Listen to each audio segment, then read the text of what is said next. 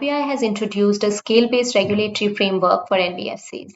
It's called scale-based as the idea is to have a compliance regime based on the asset size, the activities undertaken, and the perceived riskiness of such NBFCs. Most of these compliances will come into effect only after a year, that is from October of 2022.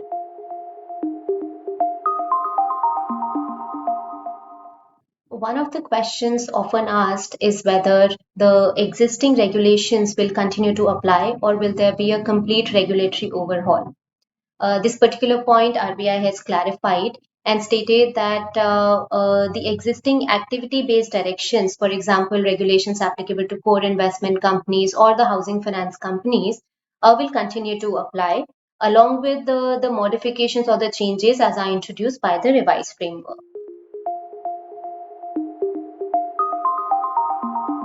One of the major implications will be categorization of the NBFCs into a layered structure.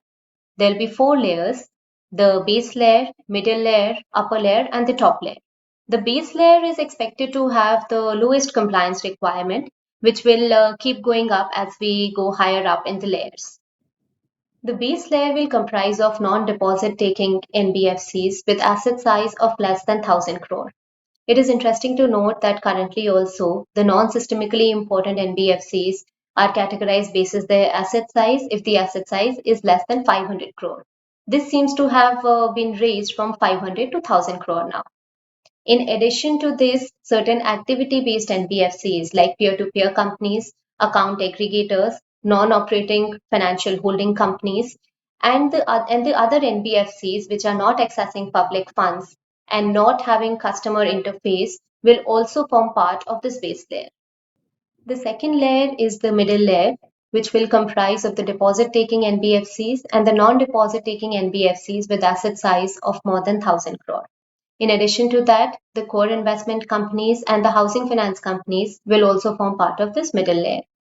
The next layer is the upper layer, which will include certain specified NBFCs basis certain parameters which are set by the RBI. Here, the top 10 NBFCs by asset size will always reside in this layer. The next and the final layer is the top layer, which will ideally remain empty unless RBI is of the view that certain NBFCs in the upper layer require extra attention due to the increase in the systemic risk.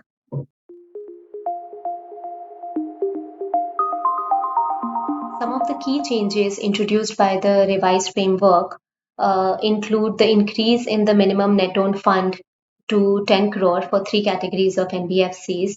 One is the investment and credit companies, the microfinance companies, and the factor companies.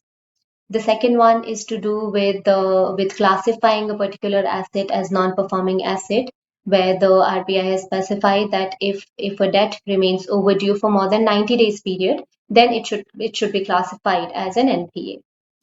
Then the RBI has also looked at the board composition and said that all the NBFCs should have at least one director who has relevant experience of working with an NBFC or a bank. In addition, for the middle layer and upper layer, RBI has stated that no independent director should be on the board of such companies, of 3 such middle layer or upper layer companies. Then the last one I would like to highlight is to do with the buzzword IPO nowadays, where the RBI has mentioned that no NBFC can lend more than 1 crore of funds to one particular borrower for the purpose of investing in an IPO.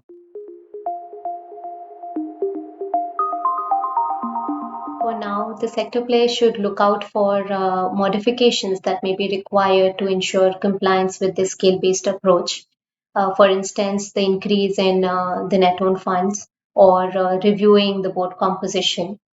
Well, the good news is that the RBI has given a good lead time before any of these compliances become mandatory. And plus, there is a transition phase as well for many of these compliances.